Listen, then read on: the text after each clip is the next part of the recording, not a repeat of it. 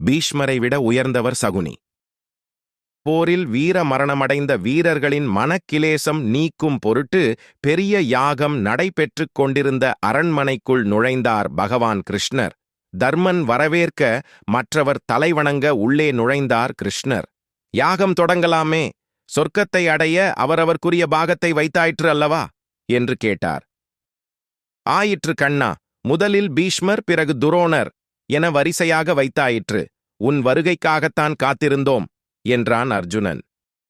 யாகத்தின் முதல் வேண்டுதல் யார் பேரில் எனக் கேட்டார் கிருஷ்ணர். குலத்தின் தோன்றலுக்குக் காரணமான பீஷ்மரின் பேரில்தான் என்றார் தர்மன். வீர மரணம் அடைந்தவர்க்காக நடத்தும் யாகத்தில் முதல் பாகம் சகுனியின் பேரில் அல்லவா இருக்க வேண்டும் என்று கிருஷ்ணர் சொன்னதும் பாண்டவர்கள் அதிர்ந்தனர். பீமன் பல்லை கடித்தான். அர்ஜுனனின் கை தானாக உறைவாளை நோக்கிச் சென்றது. என்னாயிற்று கண்ணா உனக்கு? முதல் பாகம் என்பது நாம் அளிக்கும் மிகப்பெரிய மரியாதை. அதை பாவி சகுனிக்கா முதலில் வழங்குவது? பீமனின் கோபம் வார்த்தைகளாய் வெளிப்பட்டன. ஆம், அதற்குத் தகுதியானவன் அவன் ஒருவனே என்றார் கிருஷ்ணர் அமைதியாக. பீஷ்மரை விட சிறந்தவனா சகுனி? நயவஞ்சகமே உருவானவனுக்கு வீர மரண மரியாதையா என்றான் அர்ஜுனன். அர்ஜுனா, வீர மரணம் என்பது போர்க்களத்தில் எதிரியுடன் நேருக்கு நேர் நின்று மோதி உயிர் துறத்தல் என்பதல்ல. தான் கொண்ட கொள்கைக்காக எத்தகைய தியாகங்களையும் புரிந்து எத்தனை தடை வரினும் தகர்த்து தன் லட்சியம் நிறைவேறிய பின் கடமை முடிந்ததென தன் உயிர் துறப்பதுதான் வீர மரணம். இதில் பீஷ்மரை விட உயர்ந்தவன் சகுனியே என்றார் பகவான். பீஷ்மரின் லட்சியம் நிறைவேறாமல் போயிருக்கலாம். போரில் பாண்டவர் தோற்கவில்லை. ஆனால் எங்களை அழித்துவிட வேண்டும் என்ற சகுனியின் லட்சியமும் வெல்லவில்லையே என்றான் தர்மன். போரில் உடன் பிறந்தவர், உற்றார் உறவினர், பெற்ற பிள்ளைகள் என அனைவரையும் இழந்து நிற்கும் நீங்கள் ஐவரும் எல்லாம் இருந்தும் எதுவும் இல்லாதவர்கள்தான் தர்மா. நீங்கள் நடைபிணமாய் வாழ்பவர்கள். என் இருப்பு ஒன்றே உங்களை இங்கு இருக்க வைத்துள்ளது. உங்கள் வாரிசுகளை அழித்த பின்னும் சகுனியின் ஆசை நிறைவேறவில்லை என்றா சொல்கிறீர்கள் என்று கேட்ட கிருஷ்ணரின் கேள்விக் கணைகளில் இருந்த உண்மையை தாங்க முடியாமல் தலை குனிந்தார்கள் பாண்டவர்கள். அப்படி பார்த்தால் சகுனியின் லட்சியம் எங்களை அழிப்பதை விட துரியோதனனுக்கு வெற்றியை தேடித் தருவதில்தானே இருந்தது. அது நிறைவேறவில்லையே. கௌரவர்கள் அனைவரும் அழிக்கப்பட்டனரே என அர்ஜுனன் வினவ சிரித்தார் கிருஷ்ணர். அர்ஜுனா, எதை நினைத்து தன் வாழ்வை சகுனி ஆரம்பித்தானோ அதை முடித்தே சென்றான். ஒரு புறம் 100 எதிரிகள், இன்னொரு புறம் 5 எதிரிகள். உங்கள் ஐவரை அழிப்பதாக கூறியே பல செயல்கள் மூலம் தனது 100 எதிரிகளை உங்கள் மூலமே அழித்து உங்களையும் நடைபிணமாக்கியவன் சகுனி என்பதை அறியாமல் பேசுகிறாய் என்றார் கிருஷ்ணர். என்ன, கௌரவர்களை அழிப்பதே சகுனியின் இலட்சியமா? ஏன் கண்ணா, ஏன்? அதுவரை மெளனமாக இருந்த திருதராஷ்டிரர் கேட்டார். கௌரவர்களை மட்டுமல்ல, உங்கள் ஒட்டுமொத்த குலத்தையும் வேறறுப்பதே அவன் நோக்கம், இலட்சியம் எல்லாம். அதை நிறைவேற்ற தனி ஒருவனாக அவனால் முடியாது என்பதால் கௌரவர்கள் பாண்டவர்களுக்கிடையே விரோதத்தை வளர்த்து தன் லட்சியத்தை நிறைவேற்றிக் கொண்டான் சகுனி என்றார் கிருஷ்ணர். பாம்பென்று தெரியாமல் பால் வார்த்து நானே என் பிள்ளைகளின் அழிவுக்கு காரணமாகிப் போனேனே. பல்லை கடித்து காலை தரையில் உதைத்து தன் கோபத்தை வெளிப்படுத்தினார் திருதராஷ்டிரர். இல்லை, நச்சுப் பாம்பல்ல சகுனி. அடிபட்ட புலி பழிவாங்க பதுங்கி காத்திருந்தான். நேரம் வாய்த்ததும் சரியாக பயன்படுத்திக் கொண்டான் என்றார் கிருஷ்ணர். துரோகி, நல்லவன் போல் நடித்து ஏமாற்றினானே என்றார் திருதராஷ்டிரர். இங்கிருக்கும் எவரையும் விட சகுனி நல்லவன்தான்.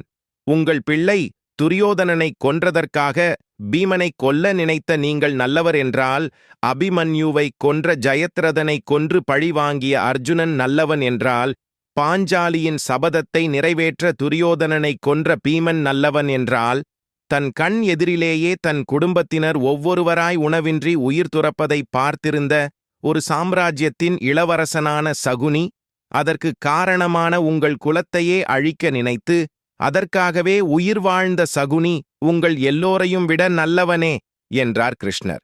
என்ன சொல்கிறாய் கண்ணா? எங்கள் குலத்தால் சகுனியின் குடும்பம் அழிந்ததா? இதை நம்பவே முடியவில்லையே. என் மனைவியின் சகோதரன் என்பதால் நான் தானே அவனை வளர்த்து வந்தேன். பிறகு வேறு எவர் அவன் குடும்பத்தை அழித்தது? சகுனி வாழ்வின் சரித்திரம்தான் என்ன? சொல் கண்ணா. கதறியபடி கேட்டான் திருதராஷ்டிரர். அது எனக்கும் பீஷ்மருக்கும் மட்டுமே தெரிந்த ரகசியம். அது இருக்கட்டும். நான் கூறியது போல் சகுனிக்கு முதல் பாகம் தர முடியுமா? முடியாதா? என்றார் கிருஷ்ணர். கோபப்படாதே கண்ணா. யாகத்தின் முதல் பாகத்தை எவருக்குமே தீங்கிழைக்காத, எவரிடத்தும் தவறு செய்யாத பீஷ்மரை விட்டுவிட்டு சகுனிக்குத் தரச் சொல்வதை எங்கள் மனம் ஏற்கவில்லை என்றார் தர்மர் அமைதியாக. தர்மா வீரனாக, நல்லவனாக, ஒழுக்கமானவனாக இருந்த சகுனியை இந்த நிலைக்கு ஆளாக்கியதே பீஷ்மர்தான் என்று அறிவாயா? உங்கள் குலத்தின் பெருமை குறைந்துவிடக் கூடாது என்பதற்காக சகுனியின் குடும்பத்தையே அழித்து மறைத்தவர் பீஷ்மர்தான் என்று அறிவாயா? அதில் தப்பிப் பிழைத்த சகுனி தன் வாழ்வியலை மாற்றிக்கொண்டான் தனது லட்சியம் வெல்வதற்காக. இதில் என்ன தவறு?